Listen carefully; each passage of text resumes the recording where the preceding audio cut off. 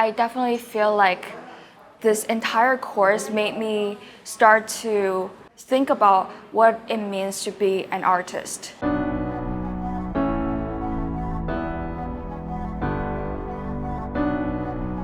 So this partnership came about when the Guggenheim approached me to create a project that involved people. So in my work, I am frequently collaborating with students. This collaboration with Parsons came under a program in academic engagement that we call the Innovation Lab. The Innovation Lab is our experiential learning program, and so we work with faculty to develop programs which might be courses, workshops, or public events like the Late Shift. Whatever we do through that program, we want it to be built around pedagogy that is interdisciplinary, collaborative, publicly engaged, and experimental. The project and the course developed out of being inspired by ideas about flying. When we visit the Guggenheim Museum, we are walking down the ramps. People always have this impulse to throw things off the balconies, to roll down the ramps or skate down the ramps. And I think this idea of defying gravity is really pronounced by the museum's architecture. And I think what's beautiful is that across time and across history, humans have always been inspired by the idea of flying, and we've always designed contraptions to defy gravity and harness air. And it was really focused on prototyping very quickly different kinds of things that caught our attention, and to end up with a project at the end. What drew me into this class was the prospect of working in collaboration with the Guggenheim, but what made me sign up for it was pretty much the idea of working within innovation technology, which is something that I do want to go for in the future.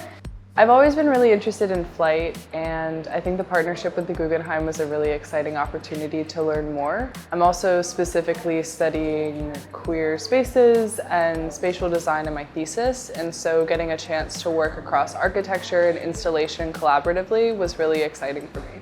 The class, I have to say, was a lot of fun.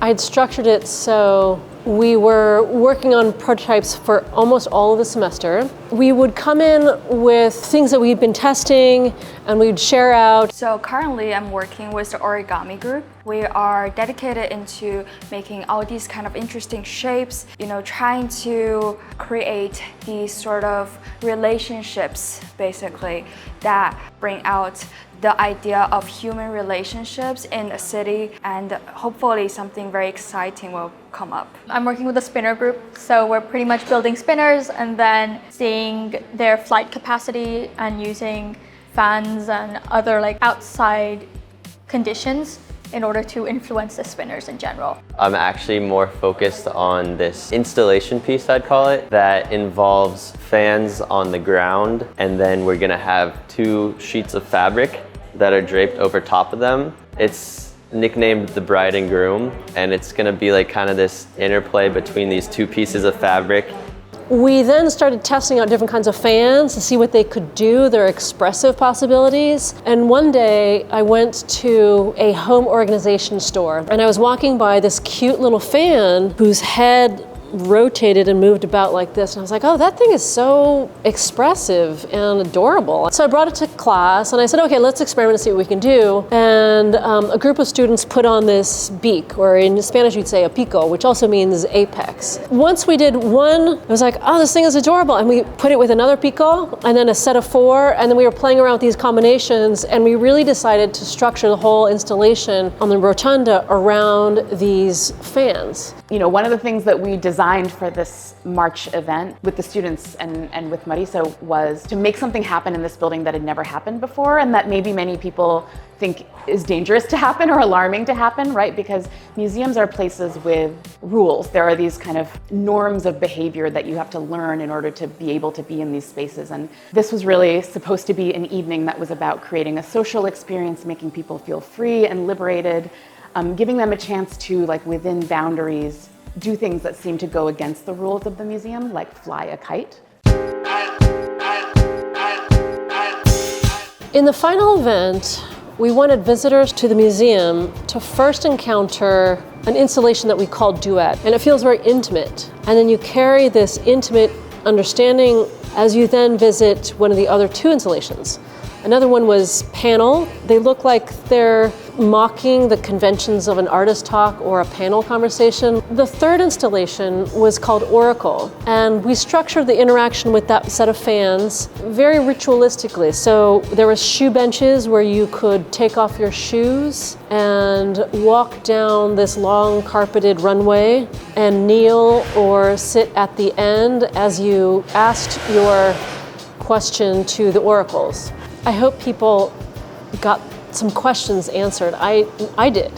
So on the third floor of the museum, we had a few stations. There was an interactive drawing where we were inviting people to draw images of contraptions that they would design to harness air or defy gravity. We had a station that showed the artifacts and some of the works that the students produced throughout the semester. And finally, we had a miniature kite making workshop. And this was, for us, the activity that we started the class with. Really, the experience of making a miniature kite is a lot more exuberant and fulfilling than one might think. You really get a sense of physics. And the evening closed with a procession as visitors marched with their kites and spiraled down the staircase into the rotunda. And it was, for the class, our way of closing the class, but we're also inviting people in.